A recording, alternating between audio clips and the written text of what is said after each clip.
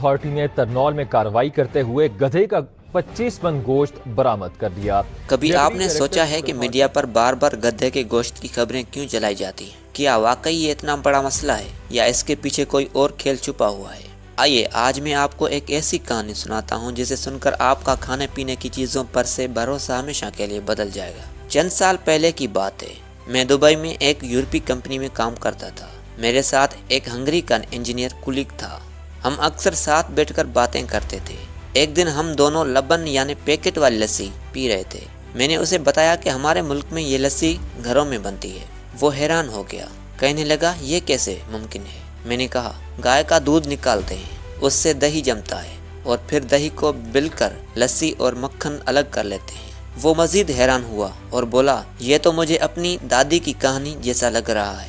اب ہمارے ملک میں یہ سب ختم ہو گیا ہے۔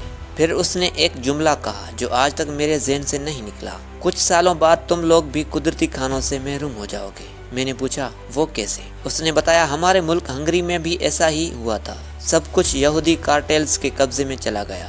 پہلے میڈیا پر مہم چلائی گئی کہ کھلا دودھ، کھلا گوشت اور عام بازار کی چیزیں نقصان دہ ہیں۔ پھر مارکیٹ میں برانڈز آ گئے، خوبصورت ڈبے، شاندار پیکنگ اور اشتہار بازی، اور نتیجہ چھوٹے کسائی اور گوالے برباد ہو گئے اور بڑی کمپنیاں مارکیٹ کی مالک بن گئیں۔ لیکن حقیقت میں یہ کیا ہو رہا تھا؟ چھوٹا کسائی زیادہ سے زیادہ پانی ملاتا تھا، جبکہ بڑی کمپنیاں پورے جانور کو گوبر اور آنتوں سمیت مشین میں ڈال کر کیمیکل سے صاف کر کے پیک کر کے مارکیٹ میں بیچ دیتی تھی، اور لوگ خوش فہمی میں سمجھتے تھے کہ یہ برانڈڈ صحت مند اور معیاری گوشت پرووائڈ کرتے ہیں۔ اب سوال یہ ہے کہ پاکستان میں گدھے کی گوشت کی خبریں بار بار کیوں چلائی جاتی ہیں؟ کیا گدھے واقعی ختم ہو گئے؟ نہیں، اصل مقصد مقامی گوشت فروشوں کو بدنام کرنا ہے تاکہ لوگ مرغی اور کمپنیوں کا برانڈڈ گوشت زیادہ خریدیں۔ یہی فارمولہ دودھ کے ساتھ بھی چلا۔ پہلے کھلے دودھ والوں کو میڈیا پر بدنام کیا گیا، پھر ان پر چھاپے پڑے اور آخر میں وہی گوالے بڑی کمپنیوں کے فرنچائز بیچنے پر مجبور ہو گئے۔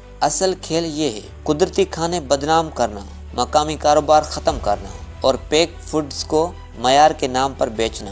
اور یہی وجہ ہے کہ آج نیسلے، ملک پیک اور ٹیٹرا پیک کا دودھ لمبے عرصے تک چلتا ہے، کیونکہ اس میں کیمیکلز زیادہ ڈالے جاتے ہیں، جبکہ گاؤں کا دودھ زیادہ سے زیادہ پانی والا ہو سکتا ہے مگر کم سے کم کیمیکل سے تو پاک ہے۔ تو دوستو، فیصلہ آپ کے ہاتھ میں ہے۔ کیا آپ اپنی نسلوں کو برانڈڈ اور کیمیکلز پر پالنا چاہتے ہیں یا پھر اپنے مقامی قدرتی اور خالص خوراک کو اپنانا چاہتے ہیں؟ یاد رکھیں، کرونا کے دنوں میں سب سے زیادہ اموات انہی ممالک میں ہوئی جہاں لوگ برگر، پیزا اور پیک فوڈ پر زندہ تھے۔ اس لیے اپنی خوراک بدلیں اور اپنی اولاد کو بھی مصنوعی کھانوں سے بچائیں۔ یہی اصل بچت ہے، یہی اصل صحت ہے۔ اگر آپ نے میرے چینل کو سبسکرائب نہیں کیا تو کائنڈلی میرے اس چینل کو سبسکرائب کر دیں۔ تو ملتے ہیں نیکسٹ ویڈیو میں، تب تک کے لیے خدا حافظ۔